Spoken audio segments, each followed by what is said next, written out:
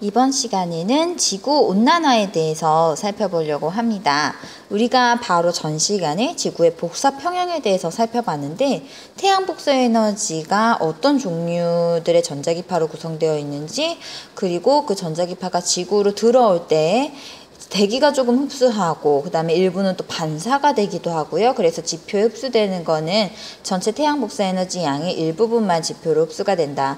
그렇게 흡수를 해서 지구가 따뜻해지면 그 따뜻해진 만큼 지구도 복사 에너지를 내보낸다. 이것이 이제 전 시간에 그 지구의 복사 평형의 내용이었는데, 지구가 지표면이 내보내는 그 복사 에너지를 대기가 흡수해서 지표로 재복사해 줌으로써 지구의 온도가 이제 원래 계산되는 온도보다 조금 더 높은 온도를 유지할 수 있는데, 그것을 우리가 온실 효과라고 했고요. 그 역할을 해주는 대기 중의 기체를 온실 기체라고 했습니다. 수증기와 이산화탄소가 대부분이죠. 그런데 그 온실 기체의 양이 달라지게 되면 재복사 양이 증가하면서 지구의 기온이 올라가게 된다는 것, 그것이 지구온난화입니다. 그래서 오늘 시작할 주제는 바로 지구온난화입니다. 우리가 고기후의 연구 파트에서 배웠던 게 뭐냐면 빙하 코어라든지 아니면 나뭇잎이라든지 그 다음 지층의 퇴적물 속에 들어있는 미생물 화석, 꽃가루 화석, 이런 것들을 이용해서 이제 지구의 기온 변화라든지 기후 변화를 살펴볼 수 있다라고 했는데, 자, 그런 각종 연구 방법을 동원해서 이제 지구 기온을 측정한 값을 지금 여기 탐구의 그래프로 보여주고 있는데요. 보시면 역시 기온이 올라가고 있고, 빙하 시추 측정값 여기 나오죠. 빙하 시추로 빙하 코어를 시추해가지고 얻은 값도 보면은 증가하고 있고요. 그 다음에 이건 이제 해수면 변화인데 해수면 변화도 증가하고 있고요. 근데 보시면 기온, 이산화탄소, 해수면 요 세 개가 모두 증가 추세에 있다라고 볼 수가 있다는 거죠. 자, 그럼 이산화탄소가 증가하면서 기온이 올라가는데 왜 이런 관계에 있는지 앞서 설명을 해줬죠? 온실기체 다시 한번 여러분 꼭 정리를 해주시고요. 이렇게 기온이 올라가게 되면은 무슨 일이 벌어질까요? 해수면 상승이 일어나겠죠.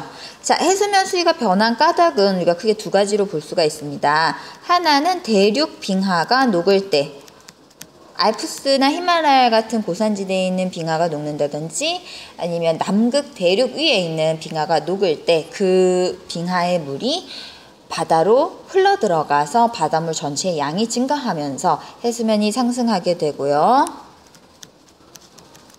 두 번째 원인은 해수 온도 자체가 따뜻해지겠죠. 기온이 올라가면 바닷물의 온도가 따뜻해지면 그 따뜻해진 물이 따뜻해지면 팽창을 하게 되겠죠.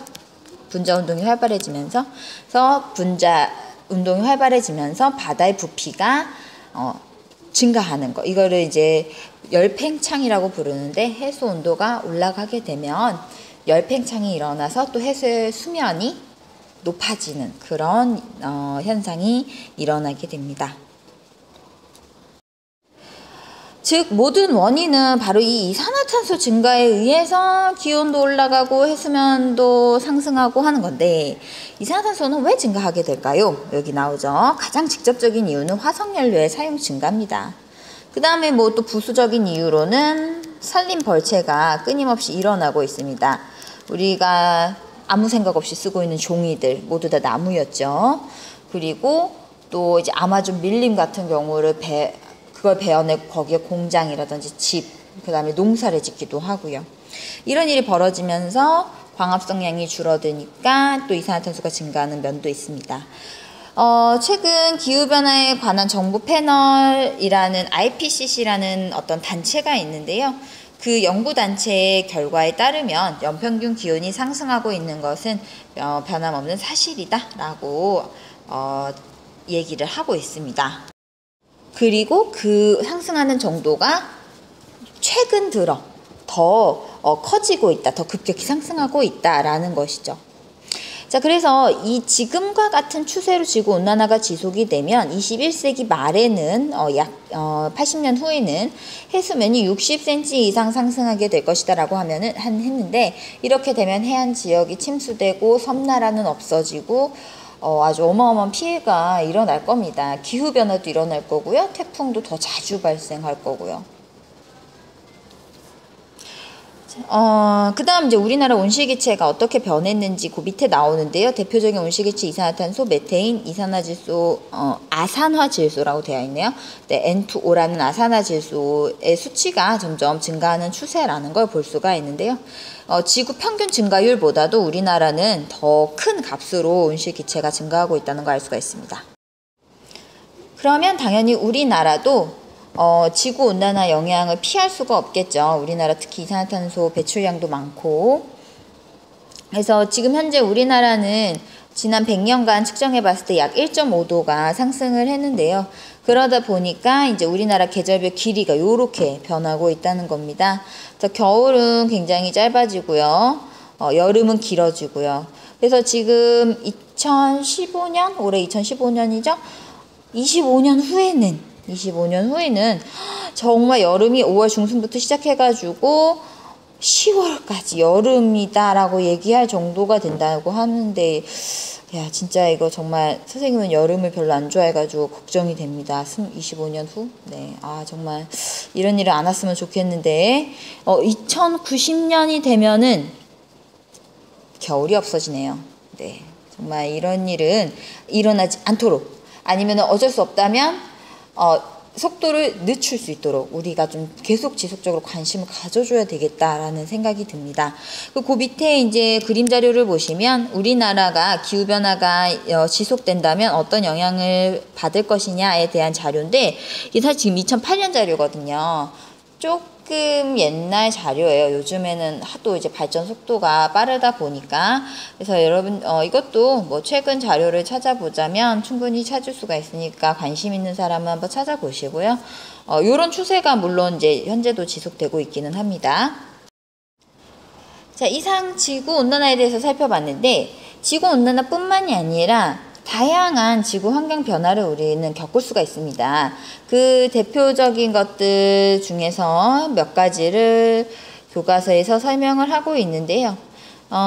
오늘 우리가 살펴볼 지구 환경 변화는 엘니뇨와 오존층, 그리고 해수면 상승, 그 세 가지를 살펴보려고 합니다. 여기에 오존층까지. 첫 번째는 엘니뇨입니다. 엘니뇨는 남아메리카 해안에서, 이게 남아메리카 해안에서 주로 일어나는 일을 말을 하는데요. 남아메리카 해안은 동태평양 해안입니다.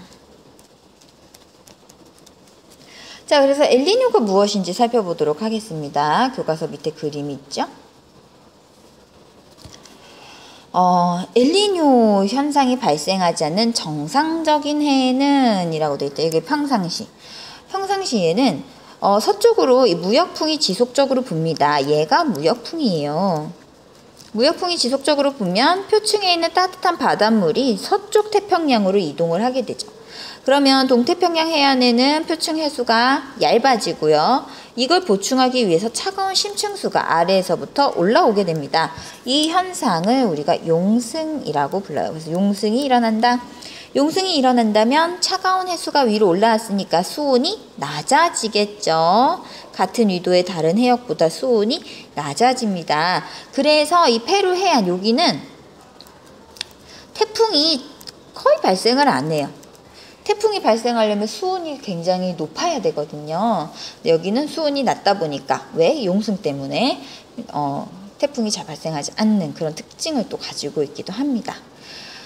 그렇다 보니까 해수 온도가 높은 서쪽, 그렇죠, 여기 인도네시아와 오스트레일리아가 있는 서쪽 해안은 따뜻한 바닷물이 다 모여 있기 때문에 따뜻합니다. 증발이 잘 됩니다. 수증기가 많으니까 구름도 잘 생깁니다. 비가 옵니다. 그래서 동남아시아와 오스트레일리아는 강수량이 굉장히 많아지겠죠. 그리고 동태평양은 차갑죠. 바닷물이, 그러니까 증발이 좀 덜 되고 강수량도 서태평양에 비하면 강수가 적은 현상을 보입니다. 그런데 엘니뇨가 발생을 한다. 라면은요, 여기 엘니뇨, 오른쪽에 엘니뇨 발생시가 나오죠. 엘니뇨는 뭐부터 시작이 되냐면 여기 무역풍, 아까 여기 무역풍 동그라미 쳤는데 요 무역풍이 약해집니다. 그래서 평상시 그림을 보면 무역풍이 한쪽 방향으로 쭉 불고 있는데 엘니뇨 발생식은 무역풍이 요만큼밖에 안 불어요. 여기는 뭐 이상한 기류들이 막 이렇게 있어요. 그래서 무역풍이 약해지니까 따뜻한 표층수가 서쪽으로 쫙 가지 않죠. 그래서 여기 따뜻한 표층수가 있으니까 용승도 약해집니다. 용승이 약해지니까 동태평양의 수온이 올라가죠. 그래서 우리 지구 그림을 보면 여기 동태평양의 수온이 평상시보다 높은 걸 볼 수가 있어요. 수온이 높다는 것은 증발 잘 되죠. 구름 잘 생기죠. 그러면 강수가 많아진다는 것을 의미합니다. 반면 서태평양은 평상시에 따뜻한 바닷물이 모여서 비를 많이 뿌려줬는데 비가 안 옵니다. 여기는 가뭄이 시작이 되겠죠. 자, 그래서 지금까지 선생님이 설명했던 내용이 이제 교과서에도 잘 정리가 되어 있으니까 꼼꼼하게 읽어보시면 될 것 같고요. 엘니뇨에서 이제 중요한 것은 바로 시작점이 무역풍이 약해진다는 시작점이죠. 물론 무역풍이 왜 약해지는지를 아직 몰라요. 그래서 이게 원인이 명확하다면 우리가 예측을 명확하게 해가지고 정확히 해서 대비도 하고 이러면 좋을 텐데 사실 그 원인은 굉장히 복잡합니다. 대기의 원인은 아직 정확히는 잘 모르고요. 용승이 약해지면서 그 다음에 엘니뇨 현상이 일어나면 동태평양에 따뜻한 해수가 머물러서 뭐 이렇게 되고 동남아시아는 평상시보다는 조금 수온이 낮겠죠. 그러면 해수가 근데 이게 엘니뇨가 더 좀 심각한 게 뭐냐면 일단 한번 진행이 되면 따뜻한 해수가 서쪽으로 안 가고 동쪽으로 이제 이동을 하는 거잖아요. 그러니까 대기 대류는 더 약화되고 무역풍은 더 약화되고 이게 점점 이제 심해지는 거예요. 그래서 아시아와 오스트레일리아는 아까도 얘기했지만 가뭄이 발생하고 대규모 산불이 일어나기도 하고요. 반면 적도, 그다음 멕시코 북부, 남부, 남아메리카 중부 여기는 고온 다습한 기후로 인해서 홍수가 자주 발생을 하게 돼요. 페루, 칠레 홍수 여기 되어 있네요. 그다음에 여기는 가뭄이라고 해요. 흉작, 식수, 고갈로 가뭄. 여기는 서태평양, 여기 동태평양에서 일어나는 일들이 이렇게 다르다는 거. 근데 우리가 엘니뇨? 그러면 남태평양에서 일어나는 일 아닌가요? 우리나라는 어디에 있죠? 네, 우리나라는 지금 선생님에게 펜이 됐다. 자, 우리나라는 지금 여기 북반구 있잖아요. 근데 왜 우리가 엘니뇨에 대해서 알아야 됩니까? 라고 한다면요.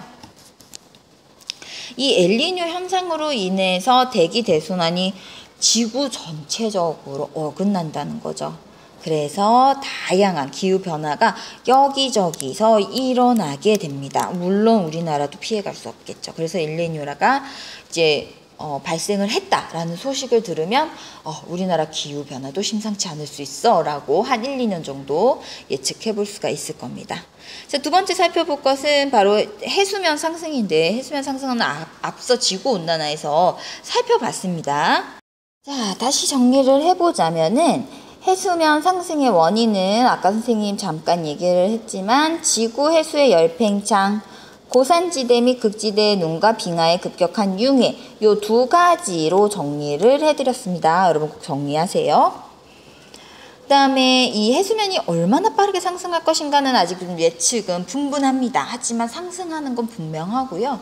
상승이 일어난다면 연안 국가, 해수면, 그러니까 해안과 접해 있는 국가들이 입을 피해는 정말 막대하다라는 걸 우리가 알 수가 있습니다. 그래서 다양한 지금 예상을 하고 있고 대책도 세우고 있고 경고도 하고 있는데 정말 이게 쉽지가 않죠. 여러분 이제 그 보드게임 반 전체가 했던 그 지구온난화 보드게임에서도 느꼈듯이 국제협력을 한다는 게 정말 쉽지 않거든요. 그래서 여러분이 합리적인 어른으로 성장을 하시면 좋겠습니다. 지구 문제에 관심도 가지면서 합리적인 판단을 내릴 수 있는 어른으로 성장을 해서 보다 내실 있고 멋진 토론을 통해서 지구 전체를 위해서 옳은 결정을 내릴 수 있는 그런 이제 여러분이 되셔야 됩니다. 이번 시간 마지막으로 살펴볼 것은 오존층 파괴입니다. 오존층은 아까도 얘기했지만 아까는 아니고요. 지난 시간에 얘기했던 것 같은데요. 태양으로부터 방출되는, 즉 태양 복사 에너지 중에서 자외선을 흡수해서 지구의 생명을 보호하는 역할을 하고 있습니다. 어디 있냐면 주로 성층권에 분포하고 있죠.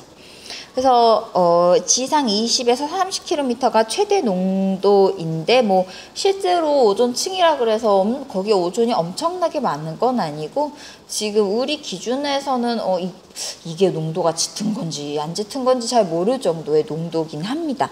그래도 지구 대기권 중에서 가장 농도가 높은 곳이기 때문에 오존층이라고 부르고 있습니다.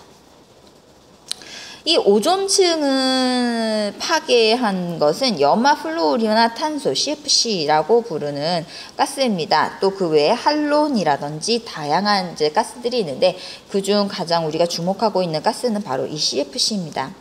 처음에 CFC가 발명됐을 때는 냄새도 없고 독성도 없고 불에 타지도 않고 화학적으로도 매우 안정된 물질이면서 상태 변화도 잘해가지고 냉장고 냉매라든지 스프레이라든지 각종 산업에서 정말 많이 쓰였어요. 그런데 얘가 오존층을 파괴한다는 것을 이제 의심하기 시작한 그 몇몇 과학자들의 아주 끈질긴 노력을 통해서 오존 구멍이 규명이 되기 시작을 합니다. 그 공기 위를 걷는 사람들인가? 라는 책이 있는데 그 책을 정말 추천드리고요. 저도 그 책을 읽고 정말 많은 걸 알게 되었고 감명을 많이 받았습니다. 이 염화 플루오르나탄소가 어떻게 오존층을 파괴를 하는지를 지금부터 살펴보려고 하는데요. 우선 오존이 어떻게 만들어지는지를 볼게요. 오존은 자외선이 산소를 깹니다. 산소를 깨면 산소 원자가 나오겠죠? 그럼 이 산소 원자가 산소 분자와 결합을 하면 이제 O3가 나오는 거예요. 그럼 이 O3는 한번 만들어지면 영원히 있는 건 아니고 또 다른 종류의 자외선, 이 자외선과 이 자외선은 파장이 다릅니다. 다른 종류의 자외선에 의해서 또 분해가 돼요. 그러면 또 이 위에 오존층을 만드는 자외선에 의해서 얘네가 또 합쳐지고 또 오존을 분해하는 자외선에 의해서 또 분리도 되고, 그래서 합성됐다 분리됐다 합성됐다 분리됐다 하면서 이제 오존층이 계속 유지가 되었던 건데, 염화 플루오르나탄소가 지표에서부터 등장을 하게 되면 합성은 잘 안 되고 계속 파괴만 된다는 거예요. 그 파괴의 가장 주요 원인이 얘입니다. 염소. 요거 염소 분자, 염소 원자.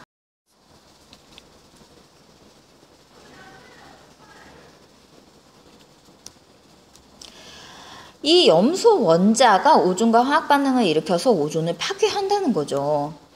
그래서 여기 요 화학식 수업 시간에 선생님이 보자고 했습니다. 자, 보시면 CFC가 분해가 되면서 염소 원자 하나가 나오는데 얘가 오존을 깨죠. O3, 오존을 깨면서 자기가 이제 산화염소가 되는데, 산화염소가 다시 이 산소 원자를 만나서 산소를 만들면서 자기 자신으로 돌아와요. 즉 얘는 촉매 역할을 한다는 거죠. 화학 반응에서 자기 자신은 변하지 않고 반응물만 생성물로 바꿔주는 역할을 해주는데, 자, 그러다 보니까 한 번 오존층을 들어가면 여기서 벗어나기까지, 물론 이제 대기에는 어떤 울타리라든지 막이 없으니까 자유롭게 분자가 돌아다닐 수가 있어요. 그래서 오존층에서 쭉 돌아다니다가 뭐 성층권 중간권으로 간다든지 아니면 아예 대륙권으로 떨어진다든지 하면서 이제 염소 원자가 오존층을 벗어나는 시기가 언젠가 오겠죠. 그런데 그 벗어나는 시기가 보통 100년 정도 걸리고 그만한 시간 동안에 수만 개, 여기는 10만 개라고 표현되는데 정말 10만 개 이상의 오존을 파괴할 수도 있는 거예요. 100년 나오죠. 그리고 마찬가지로 할론가스라는 애도 있는데, 할론가스는 염소 대신에 브로민을 함유하고 있는데 이 브로민도 염소랑 똑같은 짓을 합니다. 정말 안타까운 일입니다. 자, 그래서 남극 상공 성층권에 오존 구멍이 생겼어요. 그걸 우리가 오존 홀이라고 부르죠. 오존 홀 영어고 오존 구멍, 그러면 한국어죠. 얘는 특히 언제가 제일 그 구멍이 크냐면요, 9월에 가장 구멍이 큽니다. 남극의 봄이 시작될 때, 겨울에 녹았던 겨울에 얼었던 얼음도 녹으면서 대기도 좀 더 움직임이 활발해지면서 아주 그냥 본격적으로 봄이 딱 시작되자마자 오존 구멍이 제일 커지게 된다는 거죠. 정말 안타깝죠. 그리고 이제 남반구의 봄은 9월에서 11월까지 이제 지속이 되는데 이 기간 동안에 지속적으로 조금 심하게 파괴가 된다라는 것이 이제 현재까지 연구 결과입니다. 그래서 야, 오존 구멍은 그럼 남극 대륙 위에 있으니까 북반구에 살고 있는 우리 역시 우리는 괜찮은 거 아닌가라고 생각을 할 수도 있거든요. 그렇지 않다는 것이 여기 나오죠. 지구 전체 상층권 오존이 감소하고 있는 추세 있습니다. 오존층 파괴에 대한 국제협약의 가장 대표격은 바로 이 몬트리올 의정서예요. 1980년 꽤나 오래전에 제정이 됐는데 우리나라는 2010년부터 CFC 사용을 전면 중지를 했죠. 그러니까 CFC는 뭐 사용을 줄인다 이러면 안 돼요. 어쨌든 사용한다는 것 자체가 염소 원자를 공급하겠다 이 얘기이기 때문에 절대 사용하면 안 되고 반드시 중지해야 됩니다. 전면 중지를 해야 됩니다. 그래서 이제 이렇게 전 세계가 힘을 합쳐서 노력을 하니까 예상보다는 오존층이 복원이 잘 되고 있는 중이다라고 지금은 되고 있는데 방심하면 안 되겠죠. 지금의 노력을 계속 유지를 해야 되겠죠. 오존층 파괴로 인한 이 자외선의 피해는 어마어마합니다. 이 부분은 그냥 한번 읽어보세요. 오늘 얘기는 여기까지 할 거고요. 다음 시간에는 사막화, 황사, 그리고 이제 국제적인 노력에 대해서 구체적으로 살펴보도록 하겠습니다. 수고하셨습니다.